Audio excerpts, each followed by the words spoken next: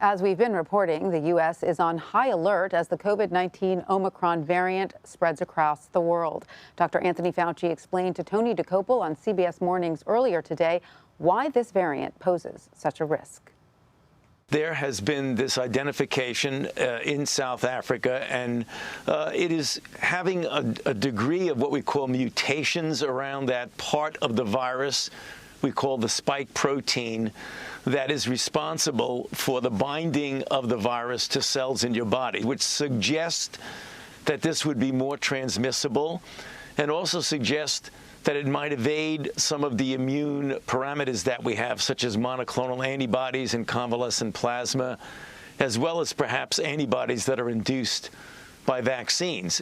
When you look at it clinically, it appears from what we're observing with our South African colleagues who've been extremely cooperative and helpful to us to understand this, it appears to be spreading very readily in that it has a transmission advantage. The things that we don't know right now is whether the people who do get infected have a severer form of the disease or whether it's a light disease or somewhat the same as Delta. For more, let's bring in CBS News reporter Alexander Tin. He covers the COVID-19 pandemic. Alexander, welcome. What can you tell us about the pharmaceutical industry's efforts to combat the Omicron variant? I mean, we know that there's still a lot of questions around this variant, so they may not be able to go full speed. But how are they preparing? Well, that's a great question. And, you know, at this point, I think everyone, both pharmaceutical companies, health officials, health authorities, outside experts and health, organizations and academic institutions and what have you, are all focused really on one fundamental question, which is how do we measure the changes that might be posed by the Omicron variant's, unique combination of substitutions or mutations that might affect how vaccines and mitigation measures and obviously drugs and other approved pharmaceuticals are able to both prevent and treat cases of COVID-19. What that looks like in the lab is really two things. First, vaccine companies as well as drug companies, for like monoclonal antibodies or antivirals, are testing in the lab both the, Omicron variant itself as well as essentially pseudoviruses, which are dummy copies of the virus that are, designed to essentially look like the characteristic mutations of the Omicron variant against blood that has been taken from people who were vaccinated or survived a prior infection or received monoclonal antibodies or those other types of drugs, and seeing how in those test tubes, the blood that has those antibodies is able to essentially fend off the Omicron variant. So those are the test tube studies. Right. And then obviously health authorities and health officials are also looking at the real world impact for the countries like South Africa that have really seen the majority of the cases so far of the Omicron variant really surging in their locations. So it seems like there's a lot we don't know about this variant yet, right? We don't know how sick it makes people, how deadly it is. We don't know whether these vaccines that we currently have are super effective against it.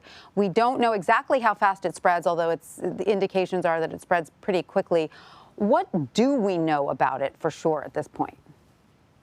Right. So there are a couple things we do know for sure. Number one, we know that it has these characteristic mutations that have been seen in other variants of concern, not just the Delta variant, but, the other variants like the Gamma variant or the Alpha variant that have been really concerning for scientists. Now, of course, to be clear, having the mutation that has been also seen in those variants of concern doesn't necessarily mean it will have the same result that it did in those variants of concern.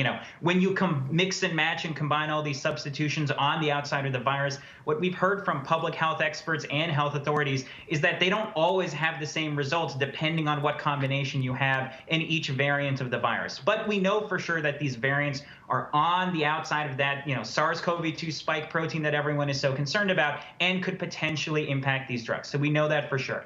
We also know for sure, and this is an interesting thing, I think, is that just like that Alpha variant that you might recall from earlier in the pandemic that was first spotted in the United Kingdom, there's a unique essentially feature or way that the tests that are used to see whether or not you have COVID-19 are affected by the variant. Now, to be clear, it's not that the tests aren't able to see whether or not you have COVID-19 if you have Omicron, But there is, in some versions of COVID-19 tests that are popularly used by many labs, what is called the S gene target failure. That's essentially a quick shortcut way that you can see if the person that you just tested positive might have Omicron versus the Delta variant, which has been the dominant circulating variant. That's something that South African scientists are using now to really accelerate their tracking of potential cases of this virus, and obviously is going to be used here in the United States and in other countries as they look for these potential cases to sequence and eventually verify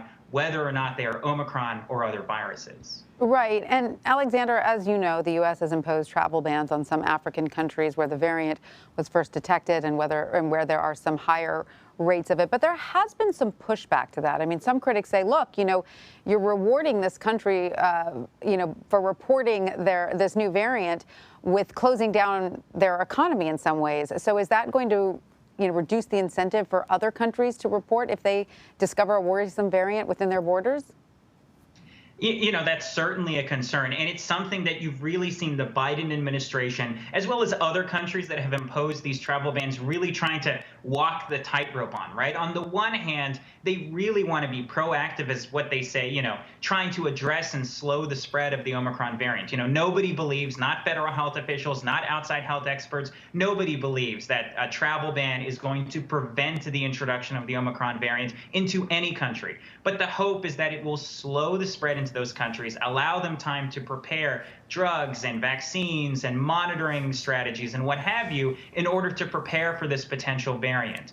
But again, as you've heard from the Biden administration and others, there is a real acknowledgement that, when you do this kind of result from countries that are proactively saying, hey, we spotted this variant, here's all the information you need to know about it, that you get this backlash of economic penalties first, but obviously other, trickle down issues that come even to the scientists who spotted these viruses, who are now struggling to get supplies to conduct further COVID-19 tests because shipments are being restricted because of these travel bans, right? So yes, there is this, essentially blowback that everyone is concerned about, that the Biden administration has spoken openly about, but really that's the tightrope that they and other countries are trying to walk. Right. It's a vicious cycle. All right. Well, Alexander Tin, thank you so much for joining us. We appreciate your expertise.